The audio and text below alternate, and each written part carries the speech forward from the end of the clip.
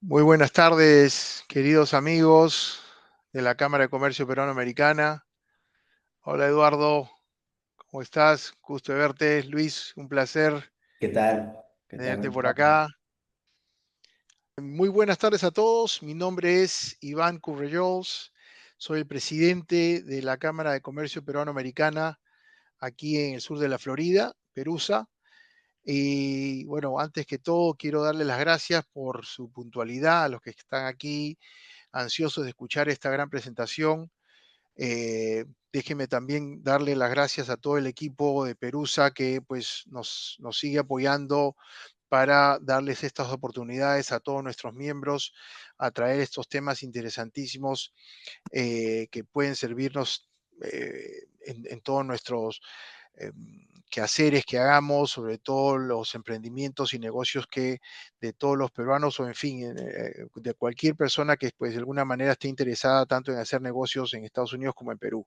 Les cuento que Perusa es una organización que viene ya establecida hace más de 30 años y nosotros lo que hacemos es conectar a empresarios no solo peruanos, sino de cualquier parte de Estados Unidos y Latinoamérica, y los ayudamos a, vamos a decir, con su estrategia de mercadeo, y una de las estrategias que usamos es el networking. La presentación del día de hoy es de nuestro gran amigo Eduardo Rojas, socio de la tributaria de Benítez Vargas Ugaz, un bufet de abogados en Lima muy reconocido. Y también del señor Luis Tuesta, gerente de precios de transferencia TPC Group, con los temas de lo que es US Taxes y los precios de transferencia para los nuevos negocios aquí en Estados Unidos. Bueno, yo creo que no quiero cortarte mucho el tiempo, Eduardo, así que adelante.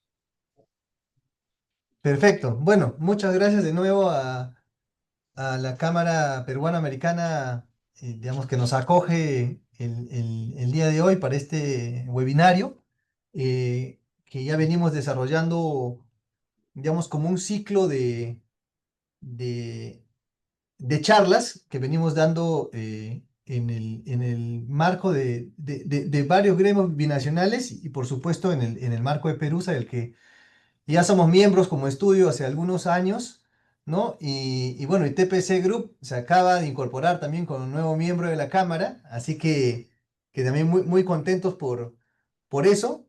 Un poco en línea el esfuerzo que hace Perusa de atraer negocios y capitales peruanos, en este caso, hacia los Estados Unidos para, de un lado, extender sus negocios en alguno de los estados de Estados Unidos y también, de otro lado, hacer inversión de capital o inversión de refugio, sobre todo en contextos como el que conversamos hace un rato con Iván, en el que países como el nuestro entran en un contexto de tensión política, ¿no? No necesariamente crisis política aguda, pero de tensión política, ¿no? Donde Estados Unidos se vuelve un destino natural, no solamente para crecer en un contexto de expansión normal, que el Perú, gracias a Dios, tiene fundamentos macroeconómicos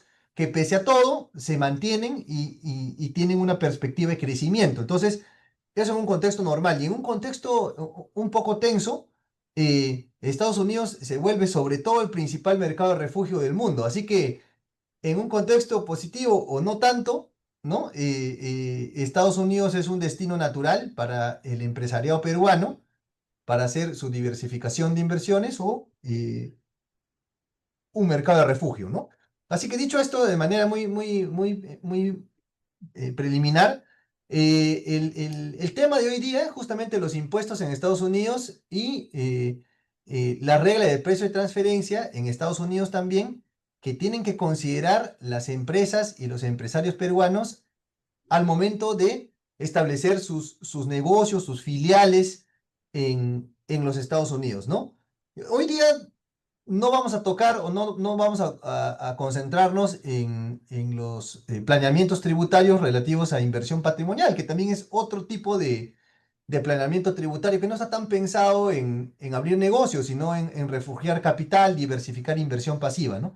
Por ahí vamos a hacer algún comentario transversal, digamos, superficial, perdón, porque el foco del día de hoy es cuáles son las reglas fiscales y las reglas de precio de transferencia en destino, que en este caso es Estados Unidos, al momento de que una empresa y un empresario o una familia empresaria peruana decide establecer su negocio en Estados Unidos. No vamos a tocar tampoco mucho los asuntos legales o migratorios, sino que nos vamos a concentrar específicamente en los asuntos tributarios y el precio de transferencia. Entonces, dicho esto, siguiente, por favor. Un breve resumen de nosotros somos la firma legal Benítez Vargas y Ugaz, tenemos 33 años en el mercado peruano, tenemos todas las áreas requeridas para el sector corporativo en el Perú, entre ellas la tributaria, por ejemplo. Y en Estados Unidos, hace un poco más de 4 años, tenemos nuestra propia filial, donde de la mano de expertos tributarios, también expertos fiscales establecidos en Estados Unidos, desarrollamos estos proyectos binacionales, ¿no? Donde las empresas peruanas se establecen en los Estados Unidos y el core business de la oficina allá es básicamente la parte fiscal. Y hoy día, en colaboración con TPC Group, que es nuestro socio comercial, digamos, en este tipo de proyectos, vemos también la lista económica que se le conoce como precio de transferencia, que no es otra cosa que las reglas de valor de mercado que hay que respetar cuando se hacen negocios entre una matriz peruana en este caso y su filial en Estados Unidos. Sea operaciones de ida como de vuelta, ¿no? Esos son los precios de transferencia. Luis, tú esta lo voy a explicar con mucha más profundidad, por favor. Siguiente. Bueno, el temario, digamos, son estos puntos que en resumen es la carga tributaria neta en los Estados Unidos, para que todos partamos del mismo marco conceptual de qué cosa estamos hablando cuando uno ingresa a una filial en este país, ¿no? El segundo punto son algunos esquemas de planeamiento tributario que hemos visto en casos reales. Hemos querido compartir un par, de repente hablamos de 2 o 3 acá de manera más práctica, digamos, y por supuesto son bienvenidos sus comentarios y sus preguntas para intercambiar también ideas o de repente los casos concretos que ustedes tienen, ¿no? Después Luis va a hablar ya en profundidad, desde el punto de vista más técnico, acerca de la regla de precio de transferencia, que es el valor de mercado entre partes vinculadas, que obviamente va a aplicar cuando se abran este tipo de operaciones binacionales de las empresas peruanas que abren una unidad de negocio en Estados Unidos, ¿no? También va a ser una comparación de la regla de precio de transferencia en los demás países de Latinoamérica, donde TPC Group tiene oficina. TPC Group es una firma de precio de transferencia muy importante acá en Latinoamérica, que tiene presencia en 21 países. Entonces ellos tienen experiencia real, experiencia práctica respecto de, así como nosotros nos preguntamos hoy día como empresariado peruano, ¿qué impuestos y qué regla de precio debo contemplar cuando voy a Estados Unidos? Lo propio se puede hacer, y acá Luis lo va a comentar para los demás países de Latinoamérica. Acuérdense que Perusa es una cámara que también integra una cámara de cámaras, digamos como FEBICHAN, que agrupa hasta alrededor de 16 cámaras binacionales. Con lo cual el tema que estamos hablando hoy día, lo vamos a concentrar en Perú, por supuesto, pero es un tema transversal a todo FEBICHAN, a todas las cámaras binacionales. Entonces acá vamos a mencionar un poco eso. Y finalmente, para cerrar con algunas preguntas de tipo práctico frecuentes, ¿no? Siguiente, por favor. Siguiente, Ivana, por favor. Gracias. Bueno, entrando al primer punto, siguiente, que es la carga tributaria neta al momento de establecer negocio en Estados Unidos. El siguiente slide, lo que podemos ver. Siguiente, por favor. Es un poco cómo es la imposición en Estados Unidos, ¿no? Para los que no están muy familiarizados con este asunto, en Estados Unidos hay por lo menos 2 niveles de imposición, hablando de impuestos únicamente. A nivel legal hay hasta 3, ¿no? Pero ya vamos a hablar de los impuestos. Cuando uno abre un negocio en Estados Unidos, la primera pregunta que viene es, ¿abre una sucursal o abre una subsidiaria? Nosotros casi siempre recomendamos abrir una subsidiaria, que es una filial. ¿Por qué razón? Porque si una empresa peruana abre una sucursal, como legalmente la sucursal es una extensión de la misma empresa peruana, eso es inconveniente porque Cada vez que ocurra una operación comercial en Estados Unidos, aun cuando el dinero que genera esa operación comercial nunca se remese al Perú, ¿no? Va a devengar como si estuviese ocurriendo en el Perú. ¿Por qué? Porque la sucursal es parte de la empresa peruana, son la misma entidad legal, ¿correcto? Con lo cual, ese es el primer defecto que vemos y el primer error que hay que evitar. Lo normal entonces es abrir una filial. ¿Por qué una filial? Porque la filial es una entidad legal distinta a la matriz en el Perú, ¿correcto? Ahora, esta entidad legal puede ser de dos tipos, como vamos a ver un poquito más adelante. Pueden ser entidades legales que no van a hacer negocios, por ejemplo, los que van a hacer inversión pasiva, que como les dije al principio, de eso no vamos a hablar mucho hoy día. De las entidades que vamos a hablar hoy día son las entidades legales que sí van a hacer un negocio real en Estados Unidos. Por ejemplo, si yo me dedico a hacer la producción y venta de licor o de fruta en Perú, mi filial será para hacer un negocio realmente efectivo en Estados Unidos. De repente el mismo negocio que tengo en el Perú, de repente otro, ¿no? Pero son entidades legales para hacer negocios realmente, ¿no? Entonces, si es una entidad real, legal para hacer negocios, eh, como les decía, hay dos niveles de imposición. Uno es el federal, que tiene alcance nacional, ¿correcto? Y otro es los impuestos por cada uno de los estados. Por ejemplo, hablando de impuesto a la renta empresarial, el impuesto a la renta federal nacional es de 21%. Esto es equivalente a nuestro impuesto a la renta de tercera categoría en el Perú de 29,5%. Pero a diferencia de lo que ocurre acá, en Estados Unidos, adicionalmente, cada uno de los estados tiene un impuesto a la renta empresarial también. Por ejemplo, si estamos hablando de la zona de la Florida, que la mayor parte de proyectos que hemos acompañado aterrizan por la Florida, ¿no? En la Florida tenemos un impuesto de 5,50. 5,50 que es adicional al 21%. ¿Correcto? Entonces, pero es importante mencionar que este 5,50 de impuesto estatal en el estado de la Florida es un gasto para efectos de calcular el 21% del impuesto federal. Por ejemplo, si yo gano $100, 21, no, el impuesto no es 21 dólares, sino que el impuesto será $100 menos 5,5 dólares, que es lo que me cobra la Florida, y la diferencia, que son 94,5 dólares, ¿no? Recién va a estar sujeto a la imposición de 21%. ¿De acuerdo? Así se calcula el impuesto. Ahora, la Florida no aplica impuesto desde cero, aplica impuestos cuando los negocios superan los $50,000. Si yo tengo negocios por debajo de los 50,000, es 0%. Si yo tengo un negocio en mi filial en Estados Unidos superior a ese monto, aplicaré el 5%, que será un impuesto estatal adicional al 21%, que es el impuesto federal. Siguiente, por favor.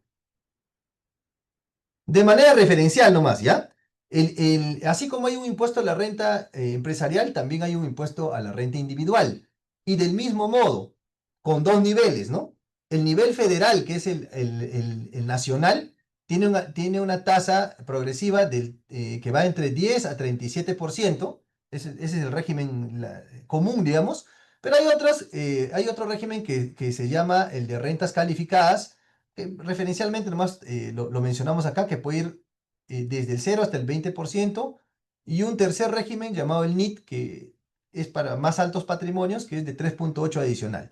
Acá en Perú solamente tenemos la tasa de personas naturales que va entre el 8 y 30%, ¿correcto? En función a mi nivel de ingresos. Allá, como pueden ver, hay tres niveles, ¿no? O tres distintos tipos de imposición a nivel nacional. Pero aparte de eso, también hay un impuesto a la renta individual a nivel estatal. Por ejemplo, si hablamos nuevamente de la Florida como ejemplo, acá es interesante porque la Florida es 0%. Entonces, por eso ustedes van a escuchar cuando hacen planeamientos de inversión o tributarios de inversión, no para abrir negocios, sino para, por ejemplo, hacer inversión en desarrollo inmobiliario. Hay varias inmobiliarias que están yendo a abrir edificios en la zona de Brickell, por ejemplo, en Miami, y que convocan inversionistas peruanos para que hagan esos desarrollos. Si uno tiene ese tipo de inversión, ¿no? Florida es bien atractivo porque a nivel de inversión personal no tiene impuesto el estado de la Florida. Oye, pero sí voy a tener el impuesto digamos, federal del 10 al 37 o del 0 al 20 o del 3,8, sí. Y justamente por eso se habla de los esquemas de planeamiento tributario, ¿correcto? Pero como les insisto, este tema de la renta personal no es algo en lo que vamos a profundizar hoy día. Siguiente, por favor.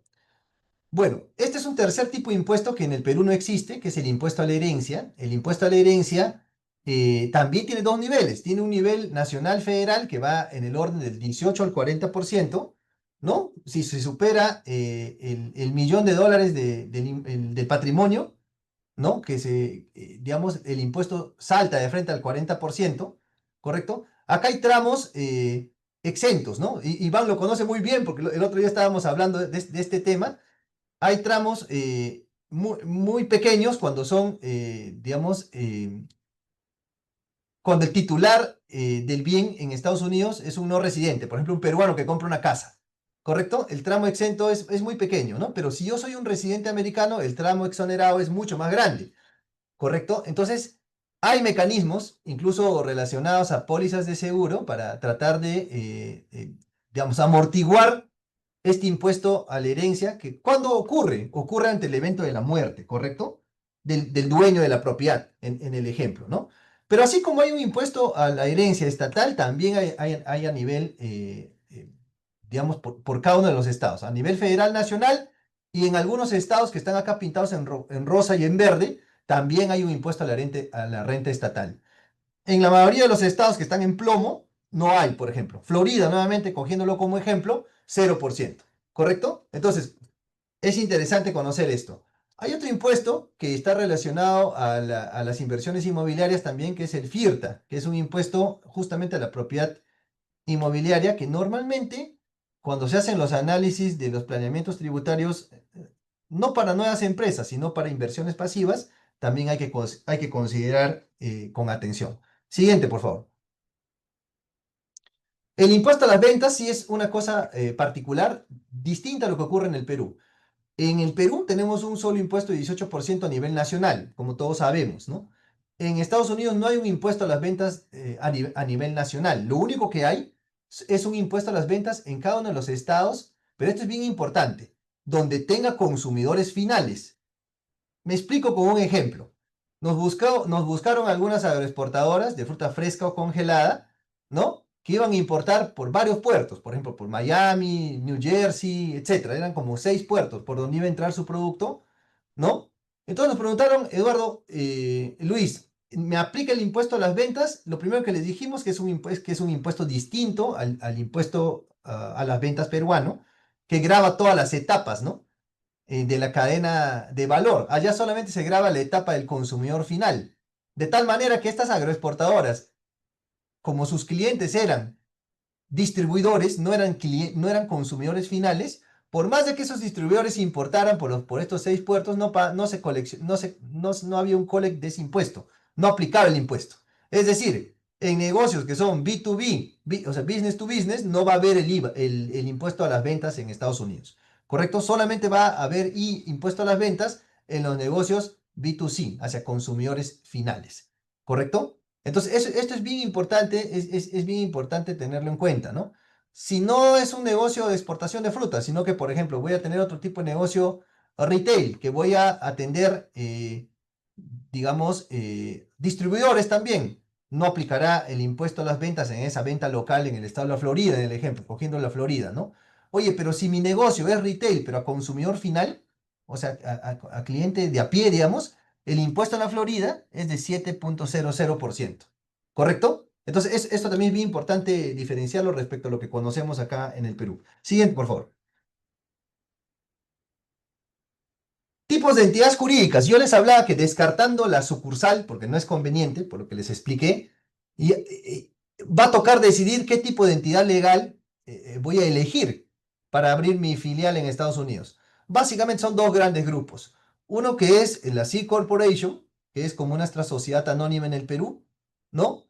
Y otro grupo son las sociedades transparentes. Digamos, la LLC es la que representa más frecuentemente este segundo grupo, ¿no? De sociedades transparentes. Eh, y la verdad que es la entidad legal que más se utiliza. ¿Por qué? Porque en Estados Unidos la C Corporation está pensada más en proyectos o empresas de grandes dimensiones que cotizan, por ejemplo, en la Bolsa de Nueva York. Allá se llama empresa pública, no porque sea del sector público, sino que es una empresa abierta al público. O sea, cualquiera puede invertir. Entonces, la entidad legal típica de ese tamaño de empresas que invierten y que cotizan en bolsa, levantan plata de bolsa pública, son las C-Corporation. Tienen toda una burocracia, digamos, similar a nuestras sociedades anónimas. Entonces es pesado a veces cuando uno tiene un pequeño, mediano o incluso gran negocio en el Perú, pero va a abrir una nueva filial en Estados Unidos, normalmente empieza pequeño, ¿correcto? Entonces lo normal es coger la forma de la LLC.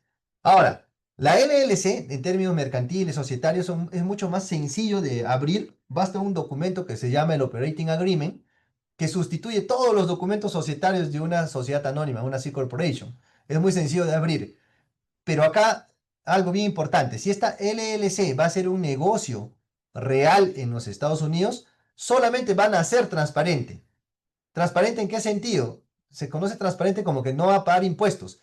Siempre y cuando no haga un negocio en Estados Unidos, está bien que no pague impuestos. Pero si la LLC la voy a elegir porque es más fácil de abrir y de manejar, y sin embargo, con esa LLC voy a hacer mi negocio en esa filial, tengo que sincerar mi situación tributaria frente al fisco americano, frente al IRS. Ese trámite se llama check the box y básicamente es decir, mira, yo estoy naciendo como una LLC transparente, pero como voy a hacer negocio real en Estados Unidos, sincero mi situación frente al fisco. Y presento un formulario, le digo, voy a comportarme tributariamente como una C Corporation. Nosotros bautizamos este híbrido, si se quiere, como una LLC corporativa. LLC para efectos societarios, pero corporación para efectos tributarios. ¿Qué pasa si me olvido, por ejemplo? Es cara la consecuencia, porque si yo tengo una LLC que nace transparente y no hago el check de box sincerando mi situación corporativa ante el fisco, ante el IRS me puede aplicar un impuesto a las sucursales de 30%. Entonces, ¿qué termina ocurriendo? Que además del 21% que de todas maneras tengo que pagar, porque estoy haciendo un negocio real en Estados Unidos, tengo que pagar adicionalmente como castigo 30%. O sea, en tasa nominal 51% porque me olvidé, ¿no? Entonces, es bien importante este dato. Siguiente, por favor. Ok, jurisdicción de constitución, o sea, ¿qué estado voy a elegir de los 51 estados? Nosotros, de cada 10 casos que vemos, 8 por lo menos van por la Florida, por múltiples consideraciones, sobre todo por afinidad de la comunidad latina y peruana, digamos, con Miami sobre todo, ¿no? De hecho, la Cámara está en Miami, ¿no? Entonces, este es un ejemplo claro de esta tendencia, ¿no? Pero acá lo hemos querido comparar con otros 3 estados que también hemos visto proyectos para que un poco se contraste la tasa de la Florida, que es 5.5 a partir de negocios de $50,000 para arriba, por ejemplo, versus estados como Georgia, que tiene 5.39, Pensilvania 7.99, Texas, que tiene un impuesto con un tramo exonerado, que le llaman franchise tax, ¿no? Que es parecido a los otros, pero tiene un primer tramo exento, ¿no? Que es digamos, a partir de lo cual recién empieza a grabarse el impuesto estatal. Esto, como les digo, no tiene nada que ver con el impuesto del 21% que es a nivel nacional federal. Este es el impuesto estatal. Siguiente, por favor. Ok, esto es un poco lo que les decía, ¿no? Yo puedo nacer como una LLC, que es una entidad transparente, si es que no, tributaria, si es que no voy a hacer negocios, pero si es que voy a hacer negocios, tengo que hacer mi check de box y sincerar mi situación tributaria para empezar a tributar el 21% como si hubiese nacido como una C Corporation. ¿De acuerdo? Eso es un poco el resumen de este slide. Siguiente, por favor. Ok, tipo de accionistas. Nosotros, cuando hemos visto este tipo de proyectos, normalmente recomendamos de que esta LLC, de nuestro ejemplo, no tenga como accionistas a las personas naturales peruanas directamente. Por una sencilla razón, porque el 21% que pague la LLC por el negocio que va a hacer en los Estados Unidos, si es que el accionista es una persona natural peruana, ese 21% se va a perder, nadie lo va a poder utilizar. En cambio, si el accionista de la filial en Estados Unidos es la empresa matriz en Perú, esa empresa matriz en Perú, cuando consolide estos ingresos que provienen de Estados Unidos, ¿de acuerdo? Por ejemplo, vía dividendos, ¿no? O vía otras operaciones comerciales, ese 21% de su filial lo va a poder deducir como crédito fiscal, como crédito tributario contra el impuesto a la renta peruano. No es poca cosa, ¿no? No es poca cosa y simplemente va depender de la decisión inicial que uno tiene, ¿no? Oye, ¿a quién pongo como accionista de mi empresa? Normalmente se ponen los accionistas de la empresa peruana, en lugar de poner a su empresa peruana como accionista de la filial. Eso también es un defecto que solemos ver y siempre recomendamos hacer tener esa decisión, ¿no? Siguiente, por favor. Ya, este tema es bien importante también. Cuando uno abre una filial en los Estados Unidos, a veces, ¿no? Los dueños de las empresas o los gerentes de estas son destacados como gerentes o personal técnico de la nueva filial en los Estados Unidos. El último caso que hemos visto es una planta de acero en Texas, por ejemplo, una empresa peruana que destacó tanto gerentes y destacó empleados de técnicos de planta. ¿Correcto? ¿Para qué? Para que hagan el impulso inicial del nuevo negocio en los Estados Unidos.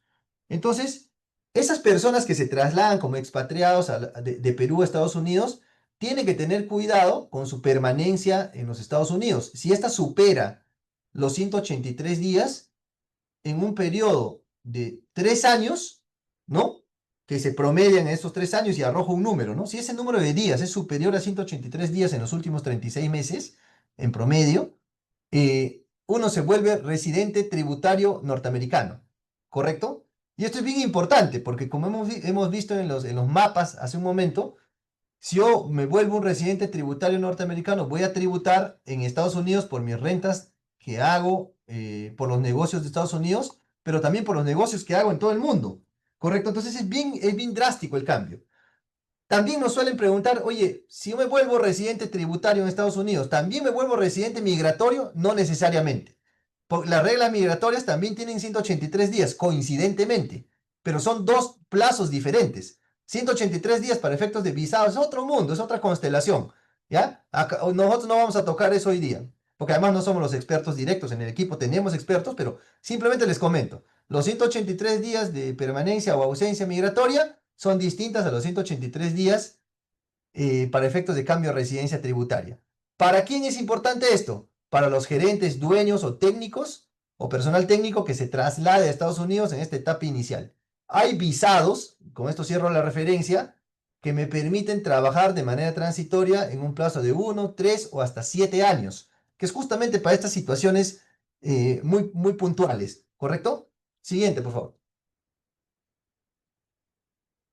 Ok, algunas reglas fiscales. Hoy día me preguntaba uno de mis socios en el estudio si ya tenemos convenio de doble imposición entre Estados Unidos y Perú. Lamentablemente le tuve que decir que no, ¿correcto? Como tiene Chile, por ejemplo, que es nuestro vecino y además competidor en los negocios, digamos, que ya lograron tener un convenio de doble imposición. Pero eso no es negativo, ¿ya? Porque pese a que no tenemos un convenio de doble imposición específico con Estados Unidos, Estados Unidos es nuestro principal socio de negocios. ¿Correcto? Es el primero o el segundo, dependiendo del sector del que estemos hablando, junto con China, pero el flujo de operaciones, lo que sí tenemos es un TLC, ¿correcto? El flujo de operaciones es muy, muy relevante, ¿no? Otros asuntos importantes de mencionar son las reglas de FACTA o FIRTA, ¿no? El FACTA, ¿cuándo aplica? Cuando me vuelvo residente fiscal norteamericano. Entonces, ¿qué ocurre? No solamente voy a tributar por mis negocios en Estados Unidos, sino que al volverme residente americano fiscal, tengo que declarar mis rentas en todo el mundo, incluyendo Perú. Es bien fuerte la consecuencia, así que tener cuidado con ese cómputo, ¿no? Y el FIRTA, como les adelantaba, es un impuesto que se asocia a la inversión de propiedad inmobiliaria que hemos visto que siempre hay que cuidar junto con el impuesto a la herencia cuando se hacen este tipo de análisis de planeamiento, de este tipo de inversiones, sobre todo inmobiliarias en nuestra experiencia. ¿De acuerdo? Siguiente, por favor.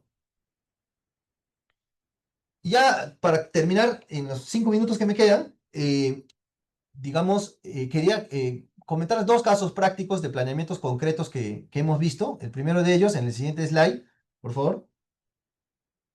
Es uno relacionado a, digamos, la conformación de una entidad legal para exportar bienes, ¿no? ¿Qué ocurre? ¿Qué hemos visto bastante acá? Nosotros, como economía, principalmente somos importadores de capitales extranjeros hacia el Perú. Sin embargo, en dos sectores bien marcados, que son la minería y la agroexportación, somos exportadores, justamente, somos negocios de exportación, ¿correcto? De materia prima, es verdad, principalmente, pero ¿qué ocurre? Como exportadores, sea de fruta, materia prima mineral, joyería, etcétera, incluso servicios, nosotros normalmente como exportadores estamos, digamos, ganando el porcentaje de la utilidad del negocio aplicado a un exportador. Digamos, vamos a poner un ejemplo. Yo gano 5% de cada despacho de exportación. Pero como es mucho volumen, bueno, es un buen negocio el 5% de mucho volumen, ¿verdad? Pero muchas empresas peruanas que estamos viendo hay un fenómeno bien interesante. Dicen, no, yo quiero dar el siguiente paso y hacer inversión extranjera directa en Estados Unidos. Y ya no quiero ser solamente el exportador de la materia prima, sino que quiero abrir mi propia filial en destino, que en este caso es Estados Unidos. ¿Correcto? ¿Por qué? Porque comercialmente ya no quiero ganar solo el margen de exportador del 5%, quiero ganar el siguiente margen de importador-distribuidor, que por ejemplo vamos a poner el ejemplo que es 20%. Es decir, esta empresa peruana quiere ganar el 15% adicional de ese margen comercial, que no lo puede hacer mientras permanezca como exportador en el Perú. Sí lo va a poder hacer en tanto abra una operación real a través de una filial en los Estados Unidos, en distintos rubros. Yo estoy hablando de exportación de fruta como un ejemplo que hemos visto, ¿no? Ejemplo real. Entonces, ¿qué ocurre? Esta empresa filial que va a empezar a importar y distribuir va a tener que pagar el 21%, sí, que es lo que hemos visto hace un momento. Va a tener que pagar el sales tax en los estados que venda. Depende. Normalmente cuando tú eres un importador distribuidor no le vendes al consumidor final, le vendes a una cadena de supermercados porque tampoco es consumidor final. Entonces la respuesta es que no deberías pagar el sales tax, ¿correcto? ¿No? Entonces, eso es en una situación común. Pero ¿qué pasa? Siguiente slide, por favor. Si esta empresa, digamos, exportadora quiere dar un paso adicional, en el siguiente slide se va a ver más gráficamente. Siguiente, por favor. Justo en el siguiente. Quiero mostrarle acá, les quiero mostrar acá gráficamente. Imagínense lo siguiente, ¿ya? Esta empresa peruana que ya abrió su filial, ¿correcto? La matriz peruana le vende la fruta fresca a la filial en Estados Unidos y margina 5%, que es lo que siempre marginaba en el Perú, ¿correcto? En Estados Unidos le agregan el margen del 15% adicional, pero ese 15% adicional, ¿cuánto va a pagar? 21%, hemos dicho, ¿no? Entonces, cuánto se paga en el Perú por ese 15%? 29.5. Si uno compara a nivel nominal 21 con 29.5 sobre ese 15% de ganancia adicional, como que no es tan atractivo todavía el ahorro tributario, ¿no? Entonces ahí vienen ya los esquemas de planeamiento válidos. Estos no son esquemas elusivos ni evasivos, porque imagínense si en el Perú tenemos mucho cuidado con estos esquemas, ¿no? De no caer en estos esquemas de elusión o de evasión de impuestos. Imagínense, en Estados Unidos hay que ser mucho más cuidadosos. Con lo cual, lo que les estamos comentando acá es totalmente legítimo, legal y está revisado y validado. Eh, en el ejemplo, esta empresa exportadora que ya tiene su filial y dice, no, el 21% sobre ese quince dólares de ganancia adicional es mucho. Entonces, lo que se hace, por ejemplo, es que se abre una filial fuera de los Estados Unidos. Por ejemplo, en Canadá, hemos puesto Canadá como ejemplo cercano, que además hemos visto, y es Canadá, y es a Canadá que la empresa peruana le factura la, la, la exportación, ¿ya? Pero a modo de trading financiero se llama, simplemente a modo de facturación. ¿Por qué? Porque el despacho real de la mercancía va a seguir siendo Lima, Callao, Miami, Estados Unidos. Eso no va a cambiar. No es que esto va a ir al puerto de Canadá y de Canadá va a entrar hacia Estados Unidos. No, simplemente es a nivel de trading financiero, a nivel de facturación. Entonces, como Estados Unidos solamente cobra impuestos por operaciones territoriales y Canadá también es territorial en cuanto a su imposición, ¿qué va a ocurrir?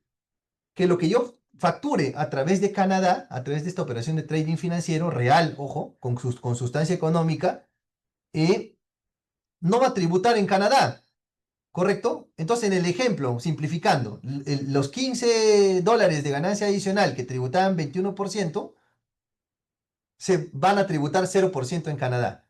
Y en Estados Unidos tampoco van a tributar porque es una operación de importación, no es una operación de venta. Oye, ¿y la filial que tengo en Estados Unidos qué cosa va a hacer?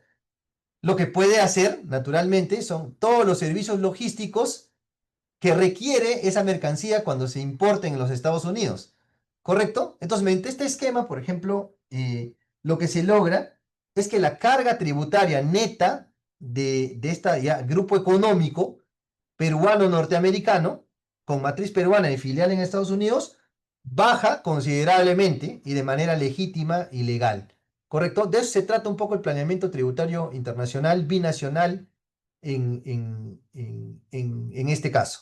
¿Ya? Y un último caso que les quería compartir antes de ceder la palabra a Luis, está en el siguiente slide, que es de una operación no de exportación de bienes, sino de una operación de servicios, justamente, ¿no? También con el ejemplo de Canadá, que es un ejemplo cercano que hemos visto.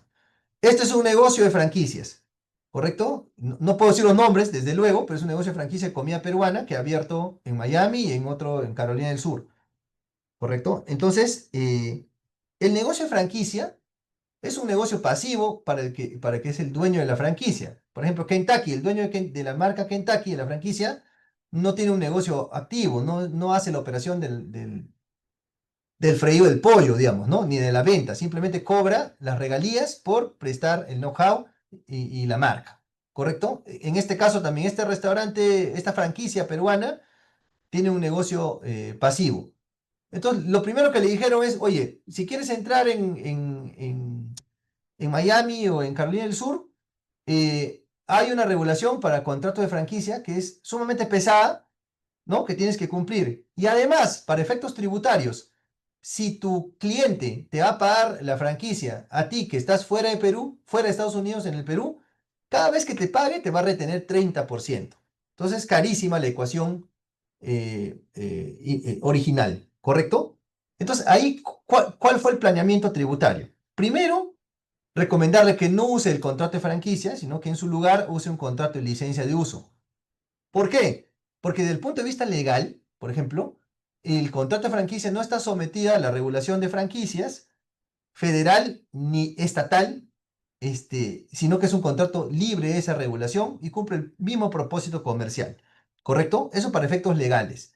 Y para efectos tributarios, lo que recomendamos es que en la filial que acababa de abrir en los Estados Unidos, solamente deje un monto mínimo, ¿no? Que cobre como licencia de uso, que es equivalente a la franquicia, y el resto digamos, del valor lo cobre por un concepto de servicios. Servicios, pero fuera de Estados Unidos. En ese caso, abrimos una filial en Canadá también, a través de la cual se facturaban estos servicios. Y acá nuevamente el concepto relevante es la territorialidad. Así como les contaba que a nivel de venta de bienes, Estados Unidos cobra impuestos solamente por operaciones territoriales dentro de Estados Unidos, en servicios es lo mismo. Si yo presto servicios en Estados Unidos, me van a cobrar impuestos siempre y cuando los ejecuto territorialmente dentro de Estados Unidos. Pero todos los servicios remotos, ahora que la economía digital pues está en todos lados, ¿no? Y el trabajo remoto digital se puede hacer desde cualquier parte del mundo, ¿correcto? Estos servicios digitales no necesariamente sufren impuestos en Estados Unidos. Con lo cual, la eficiencia fue pasar de una retención del 30% sobre el 100% de la franquicia a tributar cero, vamos a imaginar, por el 70% del valor y por el 30% que se quedó en mi filial de Estados Unidos, eso sí, pues 21%. ¿Y quién determina cuánto dejo en Estados Unidos y cuánto llevo a Canadá? Los precios de transferencia, justamente. Porque esto no es una cuestión arbitraria. No es que a mí se me ocurra, pero yo quiero dejar 1% en Estados Unidos, pero no es lo que a mí se me ocurra. Es un análisis económico técnico, ¿no?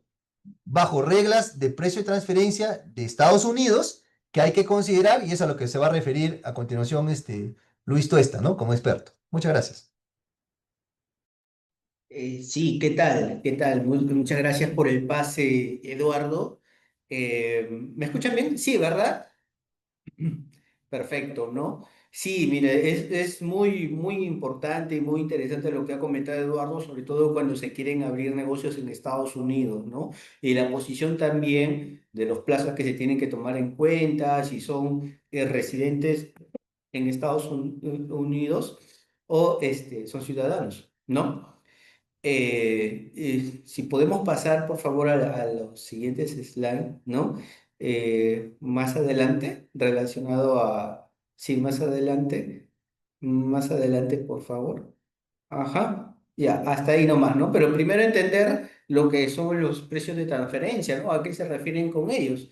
O sea, en el mundo de los negocios a nivel global, todas las empresas en este caso de grupos económicos grandes o empresas que se abren bajo los mismos accionistas entre ya sea Estados Unidos con otras jurisdicciones como Panamá, Japón, etcétera, tienen ciertas características que las hacen calificar como empresas vinculadas, ¿no? Entonces, cuando hay esa relación de vinculación, cualquier operación que se dé entre estas empresas, eh, están sujetas a que los precios que se pacten en ellas estén a valor de mercado y cumplan con el principio de plena competencia, ¿no? ¿Y por qué surgió este tema? Es una regulación, sí, pero ¿por qué surgió este tema? Por la evasión al fisco que se dan justamente por operaciones que se dan entre partes relacionadas. Tener presente que a nivel del comercio mundial y a nivel del comercio internacional existen grupos económicos grandes que prácticamente tienen una tajada significativa de las operaciones internacionales o de los negocios a nivel del globo, ¿no? Entonces, una cierta manipulación sobre los precios que se dan ahí implica un ahorro fiscal, sí, para los grupos económicos, pero si no se tienen en cuenta en esas estrategias fiscales, eh, las normas de precios de transferencia, tanto en Estados Unidos como en las otras jurisdicciones, pueden haber muchos problemas de contingencia, problemas frente al fisco en el caso de Estados Unidos de la IRS o también en otras jurisdicciones, ¿no? Entonces, partiendo de ese concepto y solo para que tengan en cuenta el impacto que tiene una manipulación en los precios, veamos un ejemplo sencillo que pueda hacerles entender este tipo de efectos de manipulación de precios. Por favor, si pasamos a la siguiente slide. Mira, tenemos un ejemplo acá bastante sencillo entre dos empresas que se encuentran en jurisdicciones distintas y que tienen tasas de impuesto a la renta diferentes, ¿no? Supongamos que la empresa que está en el país A tiene una tasa impositiva del 10% y una empresa que está en el país B tiene una tasa impositiva del 25%. A manera de ejemplo, nada más. Ambas empresas son vinculadas porque tienen, por ejemplo, los mismos accionistas, ¿no? La empresa en el país A le vende mercadería X a la empresa en el país B por un monto de $500. Así, con números a manera de ejemplo. Si esta transacción lo vemos a nivel de una suerte de estado de resultados, por ejemplo, para la empresa A va a registrar unos ingresos por esa venta de 500, ¿no? Costos 400 asociados a esa mercadería y tiene una base imponible o renta gravable de 100. Si aplicamos la tasa impositiva sobre esa renta gravable, va a pagar un impuesto de 10. Ahora, bajo el mismo caso, vemos una suerte de estado de resultados para la empresa B, ¿no? Esta como ingresos vende a precios de mercado a sus clientes que son terceros independientes, que son consumidores finales, y como costos registra 500, ¿no? Tiene una renta gravable de 100 y si le aplicamos la tasa impositiva ahí, va a pagar como impuesto de 25. Si sumamos el total de impuestos que se paga a nivel de ese grupo, como son constituido por esas dos empresas, paga un impuesto total de 35, ¿no? Ojo con ese número, impuesto total de 35. Pero ¿qué sucede si en esta operación la empresa A decide manipular el precio? O sea, si un cliente tercero independiente normal te compra toda esa mercadería de 500, ¿qué pasa si la empresa A le sube, por ser su empresa vinculada, eh, un monto de 50 más, o sea, 550? Mira, si pasamos a la siguiente diapositiva, vamos a ver materializar esa operación. Entonces, nos vamos a la misma situación de analizar estado de resultados de esa transacción, ¿no? Para ver el efecto, ¿no? Los ingresos de la empresa ya no son 500, sino 550. Sus costos se han mantenido en 400 y ahora tiene una renta gravable de 150. Si aplicamos la tasa impositiva, el impuesto que paga es 15. Lo mismo para la empresa B. Sus precios de venta al consumidor final no han variado. Sigue siendo 600, pero sus costos sí han aumentado como consecuencia que la empresa A le ha aumentado $50, ¿no? Entonces ahora tiene una renta gravable de 50. Si aplicamos la tasa impositiva sobre esa renta gravable, paga un impuesto de 12,5. Entonces, si sumamos los impuestos que se paga a nivel de este grupo conformado por estas dos empresas, el impuesto total que se paga es de 27,5. En el slide anterior vemos que como grupo se paga un impuesto total de 35 y ahora como efecto y consecuencia de una manipulación de precios, ahora se paga un impuesto de 27,5. 7,5 dólares menos, ¿no? O sea, imagínense, solamente por una manipulación de precios. Esto, llévenlo a la inmensidad de operaciones que se tienen entre estas partes relacionadas. El ahorro fiscal para la empresa es significativo. Pero ¿qué pasa acá si no se toman en cuenta las reglas de precios de transferencia?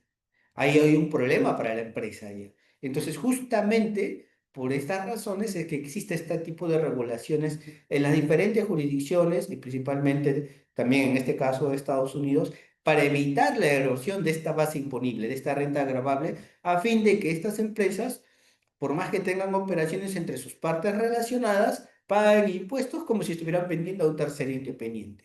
Valor de mercado, cumplimiento del principio de plena competencia, ¿no? Donde dos partes se unen para transar un bien y las únicas influencias que tienen ellas para definir el precio son las condiciones de mercado, ¿no? Una paga lo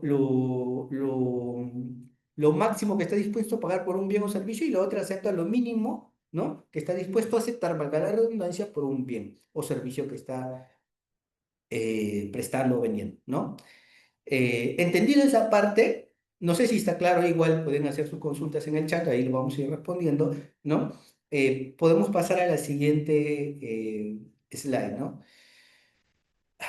Al igual que en muchas jurisdicciones, en Estados Unidos también existe un marco legal, ¿no? Claro que las normas de precios de transferencia en Estados Unidos también son adopciones de los lineamientos del OECD, al igual que todo lo que pasa en las demás jurisdicciones a nivel de la TAM, ¿no? Entonces, por ejemplo, así como una jurisdicción tiene definido sus normas de precios de transferencia en un determinado artículo de su ley del impuesto a la renta, lo mismo pasa en Estados Unidos, ¿no? Las normas de precios de transferencia ahí están indicadas en la sección 482 del Código de Rentas Internas, ¿no? Entonces ahí se establece una serie de metodologías que se tienen que aplicar para determinar el valor de mercado de una operación. Por ejemplo, ¿y qué tipo de operaciones son las más comunes que se realizan? Bueno, financiamientos, ¿no? Financiamientos de la matriz a las empresas del grupo, ¿no? O también transferencia de intangibles en las cuales se pacta regalías, ¿no? Regalías por la cesión de uso de marca, por ejemplo, o franquicias. Claro, cada una con sus distintos esquemas de pago de impuestos a las rentas, así como comentó Eduardo, ¿no? O también prestación de servicios, lo que se ve en la práctica, los grupos económicos, la matriz presta servicios de apoyo administrativo a las distintas empresas que lo conforman, ¿no? Y al final realiza una facturación distinta. Pero en esa facturación, ¿cómo es que determinan, no? Pueden atribuirlo así a simple dedo. Yo a 7 empresas del grupo le presté servicios de apoyo administrativo y a esta le voy a facturar tanto, a esta tanto, esta tanto y esta tanto. ¿Es así? ¿O se tiene que regir bajo un principio, bajo una determinación de cómo se distribuyen los costos y gastos? ¿Qué márgenes se deben aplicar? Entonces, todas esas normas es muy importante porque al final está alineado con las normativas de precios de transferencia y se tienen que pactar márgenes que cumplan con el valor del mercado, ¿no? Pero ¿qué significa bajo este ámbito, bajo este enfoque, cumplir con el principio de plena competencia? Al final, a pesar de todas las variaciones que existen en las distintas jurisdicciones, el comparativo a nivel de precios de transferencia es un rango de valores de mercado del precio pactado de la operación. Por ejemplo, eh, la matriz prestó financiamiento o otorgó financiamientos a 3 empresas del grupo, ¿no? Donde la tasa de interés de mercado a efectos de precios de transferencia tiene que estar entre 4 y 8%, por ejemplo, y la matriz pacta un 2%. ¿Qué significa? Que está registrando ingresos por intereses, sí, pero está registrando ingresos muy inferiores a lo que les correspondería eh, a valores normales de mercado. O sea, yo debí pactar o debí tener ingresos por intereses con una tasa del 6%, pero estoy pactando 2%, ¿no? Entonces, esa situación es una contingencia y tiene sus determinados efectos, ya sea tanto de multas como de ajustes, etcétera, ¿no? Lo mismo pasa para las sesiones de uso de marcas, de marcas, de franquicias, etcétera, ¿no? Hay determinadas en este caso, tasas de regalías que se deben pactar de tal manera que se cumpla con los principios de plena competencia, ¿no? Y asegurar un cumplimiento adecuado de estas regulaciones en Estados Unidos, ¿no? Lo mismo pasa con servicios de gerenciamiento, usualmente es lo que se ve en las empresas a nivel de grupo. Las matrices o los accionistas incluso prestan a las empresas servicios de asesoría y gerenciamiento. Hay también prestación de servicios de back office. Entonces, hay márgenes diferenciados entre servicios que pueden calificar como servicios de bajo valor y alto valor. Entonces, hay que tener en cuenta eso también. Las exportaciones de mercadería, ¿no? Eh, por ejemplo, exporto fruta a Estados Unidos, que usualmente las empresas agrícolas o distribuidores en sí, que pueden ser de bajo riesgo o alto riesgo, ¿qué márgenes debería aplicar? O lo que comentó Eduardo también, ¿no? Bueno, muy aparte de las retenciones de impuestos que puedan existir. Si una empresa peruana le exporta mercadería a una empresa que actúa como distribuidor y ésta vende a un cliente final, ¿no? El B2B, el B2C, etcétera. ¿Qué márgenes debo aplicar? Ok, yo soy una empresa agrícola, exporto frutas y a mi consumidor final le aplico un margen de 7%, por ejemplo. Pero si yo no vendo a mi consumidor, a un consumidor final, vendo a mi empresa vinculada que está, no sé, por ejemplo, en Estados Unidos, ¿qué margen debo aplicar? ¿También el 7% o debo aplicar un margen menor? O de repente o exporto hacia mi filial allá bajo pedido, bajo contrato, donde no incurro en todos los riesgos que incurriría si yo me dedico a buscar clientes o le vendo o exporto a mi cliente final.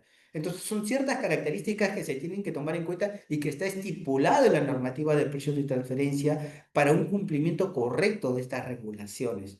La consecuencia de ello, que no se esté alineado hoy, es que existan ajustes, multas, etcétera, ¿no? Que en Estados Unidos sabemos que es muy riguroso en esas situaciones y siempre hay que estar alineado con ello para evitar contingencias, etcétera, ¿no? Dado que las multas son bastante significativas.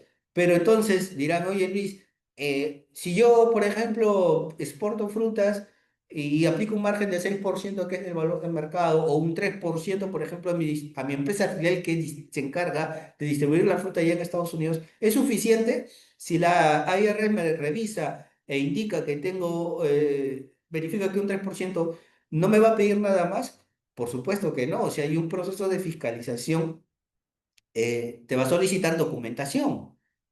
¿Cómo te basas? ¿Cómo llegas a un 3%? ¿Qué utilizas?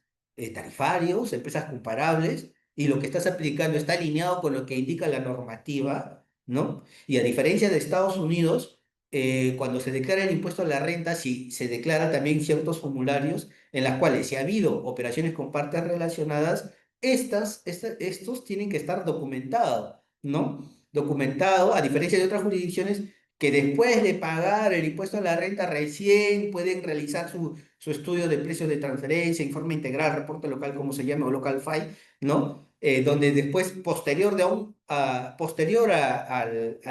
pago de impuesto a la renta, recién detectan que de repente tienen contingencias, etcétera, ¿no? En Estados Unidos no. Ahí, en la fecha en la que se paga el impuesto a la renta, se tiene que adjuntar también documentación que sustente que si ha habido operaciones con partes relacionadas, estos se han dado a valores de mercado, ¿no?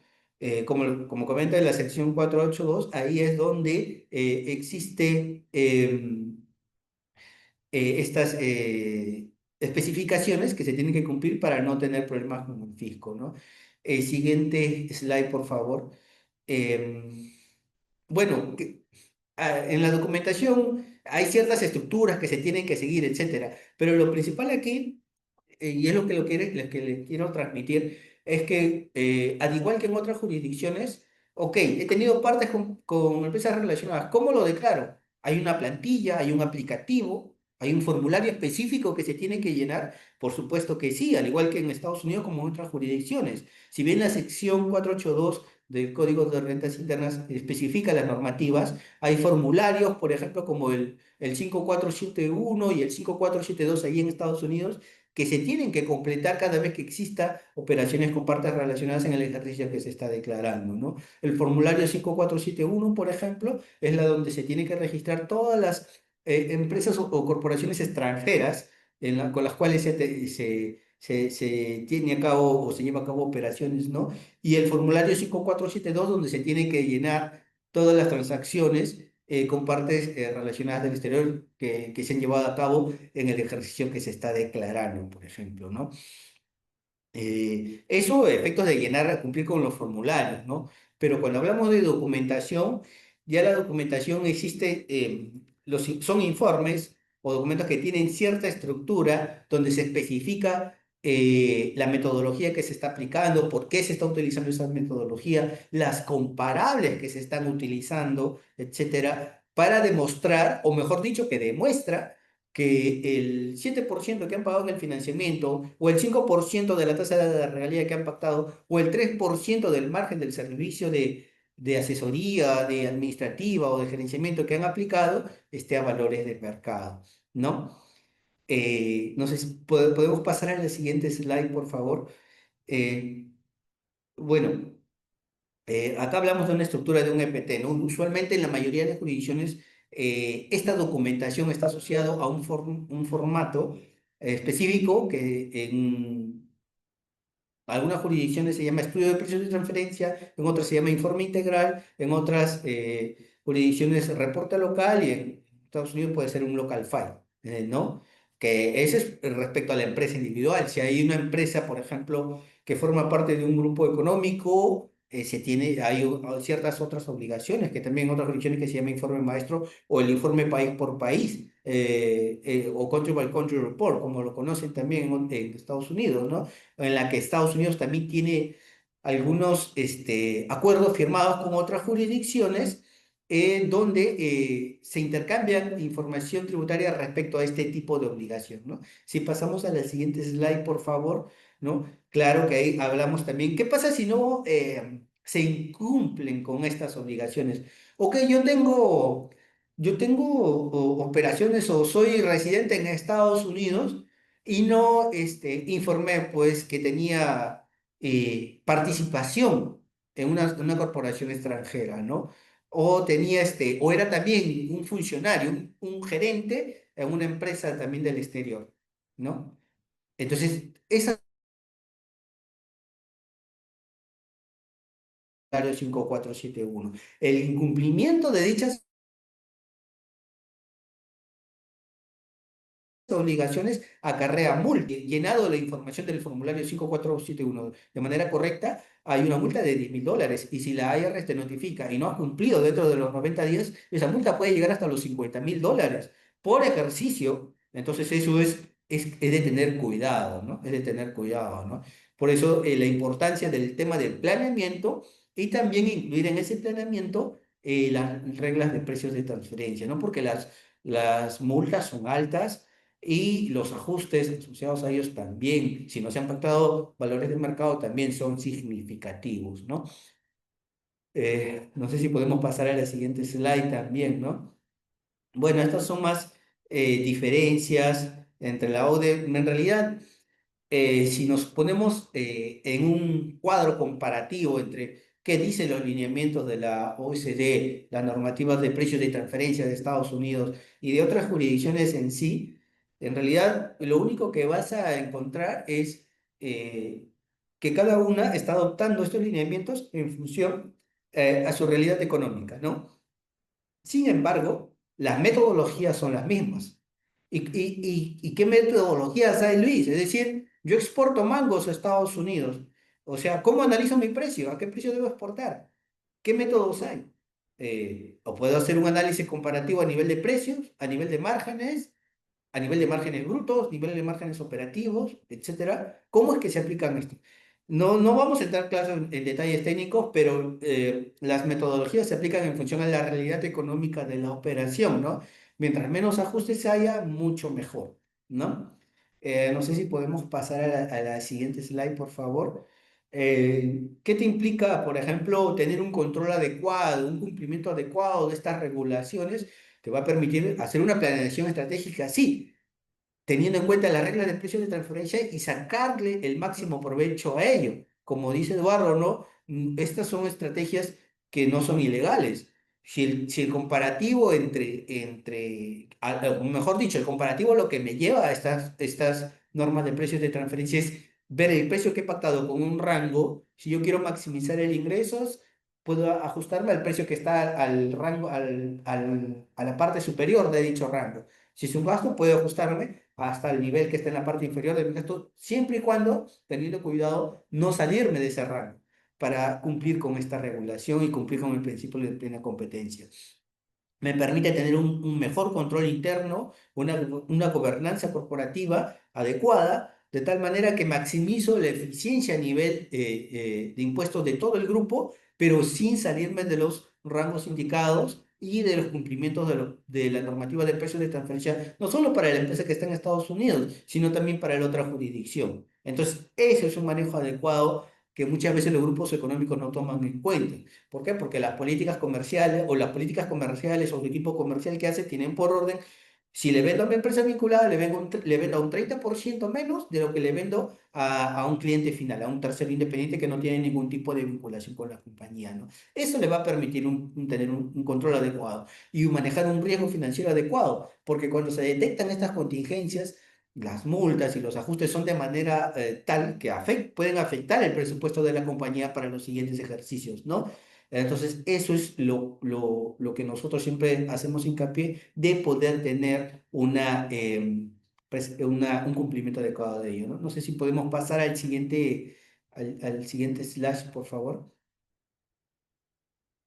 Ujú.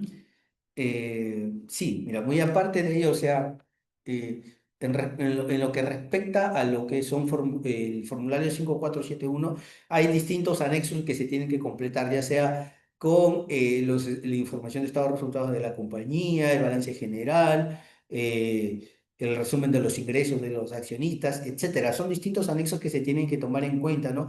Así como los accionistas estadounidenses en corporaciones extranjeras, etcétera.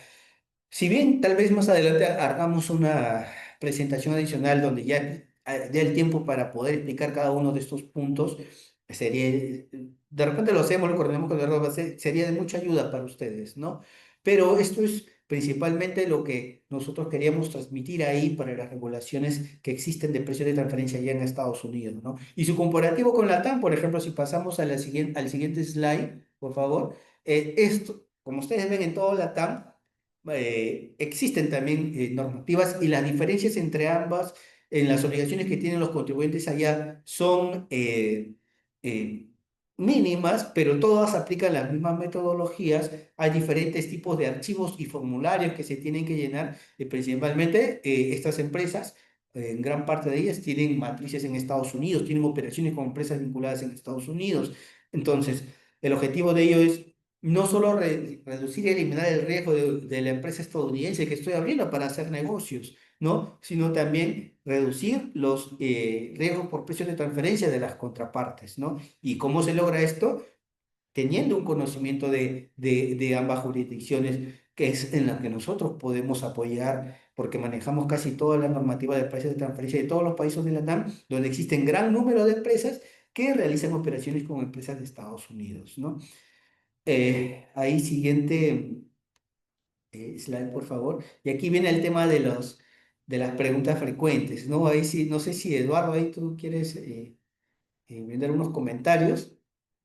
Sí, básicamente a modo de conclusión, son preguntas que hemos ido recogiendo en el tiempo. Por ejemplo, ¿qué debo considerar si quiero adquirir un inmueble? Esto tiene que ver no tanto con abrir negocios, eh, o quizás sí, si compro un recinto, por ejemplo, que voy a utilizar como almacén, ¿no?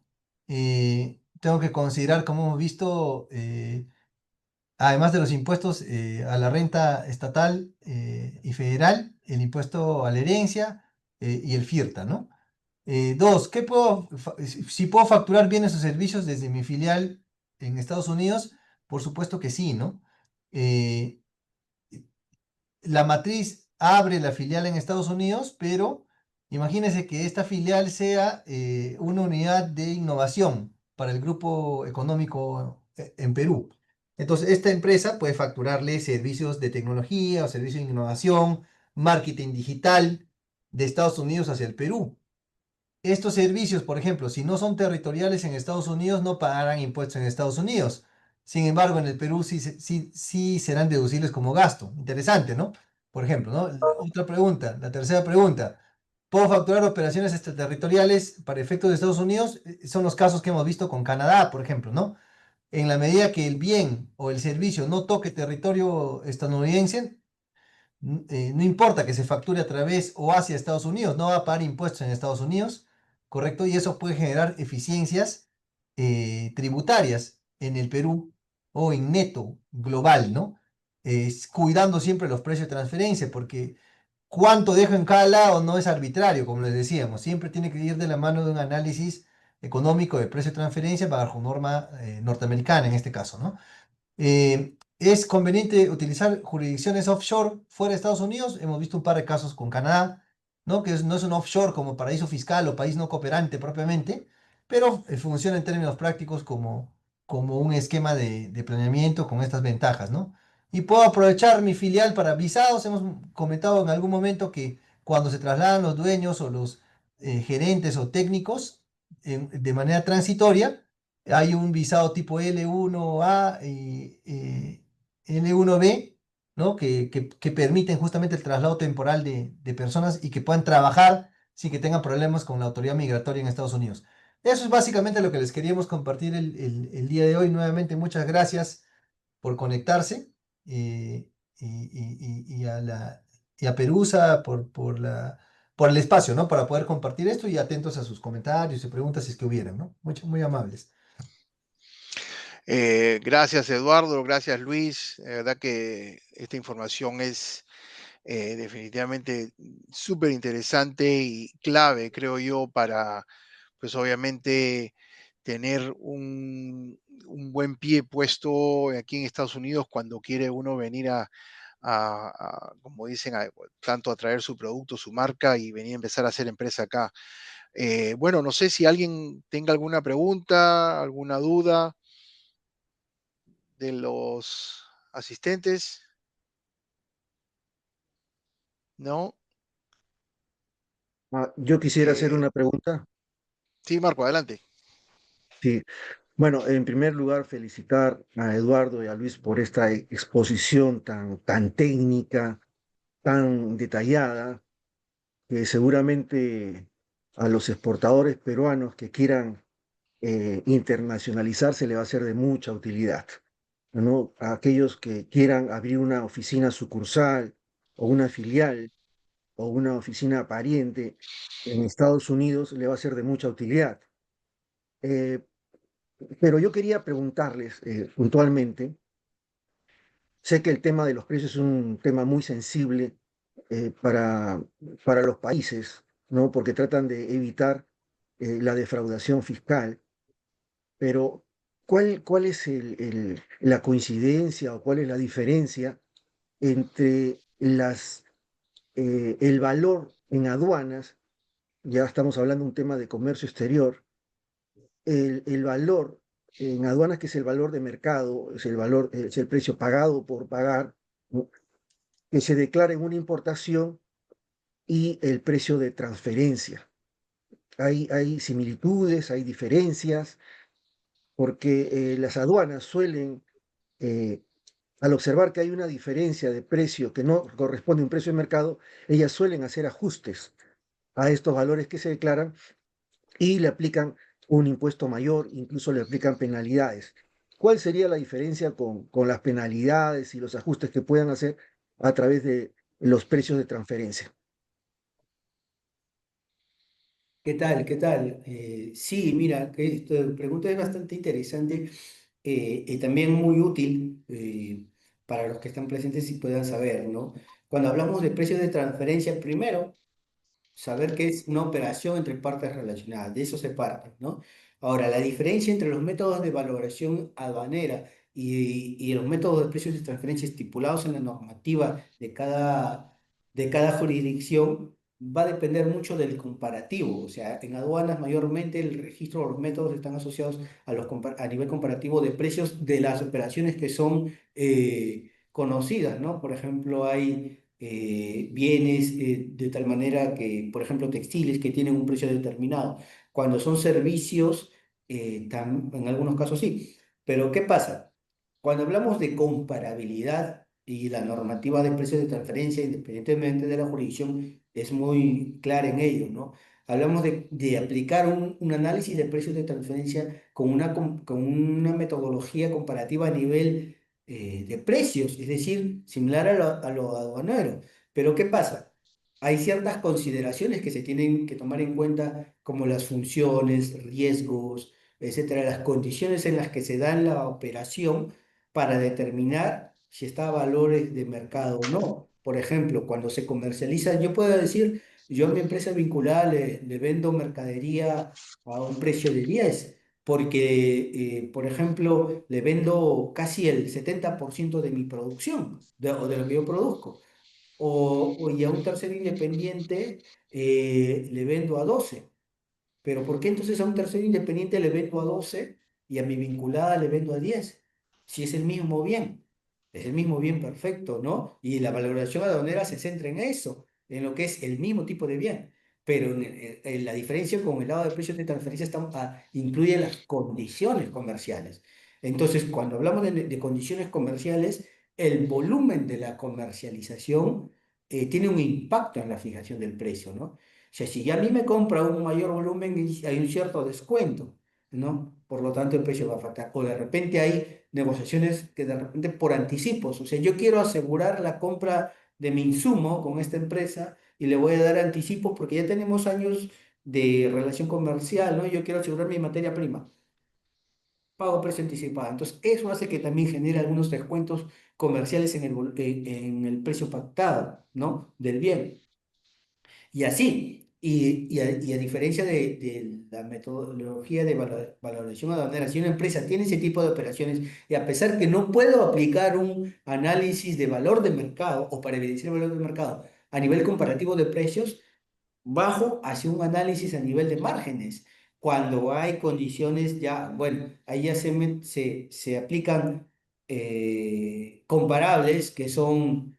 eh, empresas que realizan actividades similares, cuya información puede ser de la jurisdicción en la cual se encuentra la empresa vinculada o la residente o la jurisdicción de la residencia donde la que está comprando o también a través de bases de datos internacionales, ¿no? O sea, tienen ciertas consideraciones, ¿no? O sea, no hay un match específico, mayormente en las exportaciones lo que cobra bastante relevancia y bastante riesgo en precios de transferencia y que es bastante discutido también a nivel internacional son los commodities, ¿no? Que tienen ciertos precios de cotización pública. Pero también hay bastantes tecnicismos ahí que se tienen que tomar en cuenta a la hora de poder definir, oye, este precio que se está pactando es a valor de mercado o no, ¿no? Entonces, esas son de repente las diferencias que se pueden encontrar entre un método de valoración aduanera, ¿no? Para bienes y un método de precios de transferencia, ¿no? Donde las condiciones en las que se da la operación sí tienen cierta relevancia a la hora de aplicar correctamente la metodología. No sé si con eso te ayudo en tu respuesta. Ah, sí, sí, es básicamente que los precios de transferencia se aplican a los vinculados y en todo caso la valoración Eh, aduanera a los no vinculados, ¿no? ujú. Bueno, a los vinculados están sujetos ya dentro de las normativas, ¿no? Y tienen un efecto tanto para ambas partes de la operación, ¿no? Sí, sí, solo de repente complementar ahí, Marco, tú que estás bastante familiarizado con el tema de comercio exterior, la valoración aduanera se aplica en verdad a las operaciones de comercio exterior, haya o no haya vinculación, y los parámetros son de valoración aduanera, ¿no? Que son parámetros diferentes a los de precio de transferencia, que son parámetros, eh, digamos, más de tipo económico para partes vinculadas, ¿no? No necesariamente se cruzan como ha explicado Luis, ¿no? Pero la valoración aduanera, sí, así tengas vinculación o no, no interesa, porque los parámetros son de valoración arancelaria, ¿no? Bajo parámetros de partidas arancelarias y otras consideraciones, ¿no? Eso nomás de repente como complemento. Gracias. Bueno, ¿alguna otra pregunta, duda, comentario? ¿No?